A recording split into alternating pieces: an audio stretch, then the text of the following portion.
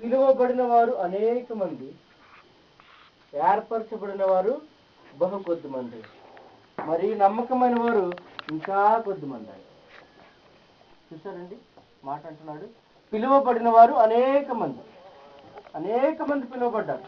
యేసు ప్రభు ఈ లోకంలో తిరుగుతున్నంతసేపు అద్భుతాలు చేస్తూ ఉంటే అనేక మంది వచ్చేసారు.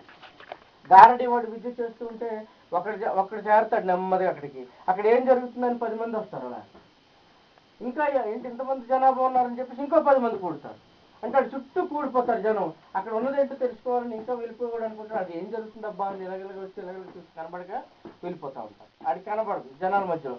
ఇదేం చేస్తారు, నిలబడి చిరాకు తిరిగిపోతారు. అలాగే ప్రభు ఈ లోకంలో తిరిగినప్పుడు అనేక అద్భుతాలు చేస్తూ ఉంటే ఆయన చుట్టూ జనం చూసట ఇంకా జనం అనేక మంది వెళ్ళేవారండి. వెళ్తూ ఉంటే ఏం జరుగుతుంది, అక్కడ ఏం జరుగుతుందంటే ఏదో జరిగిపోయింది అక్కడ. వీళ్ళు వెళ్ళేసరికి కొంతమంది గుడ్డోడికి చూపు వచ్చేసింది, కాళ్ళు లేనోడికి కాళ్ళు వచ్చేసాయి, అవండి నడవలేనట్టు నడుస్తున్నాడు.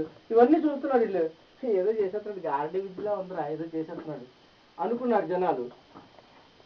ఇంకా ఏంటి ఎంతమంది జనాలు ఉన్నారని ఇంకొంతమంది వెళ్ళారు. కనబడక కొంతమంది వెళ్ళిపోయారు వెనక్కి. మరి కొంతమంది ఏదో జరుగుతుందిలే చూద్దాం అని వెళ్ళారు. కానీ కొందరు మాత్రమే విశ్వాసంతో వెళ్ళారు.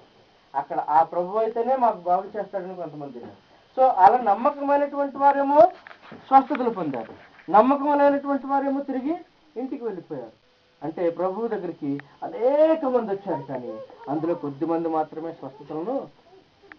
అంటే ఏంటంటే పిలువబడిన వారు అనేక మందిని పిలిచాడు దేవుడు, కానీ ఎన్నుకోబడిన వారు కొద్దిమంది. నమ్మకమైన వారు అందులో ఇంకా కొద్దిమంది అని వాక్యం చెప్తుంది. ప్రభువుకి నమ్మకమైనటువంటి ప్రభు 12 మంది శిష్యులను ఎన్నుకున్నాడు, 70 మంది అపోస్తలుని ఏర్పాటు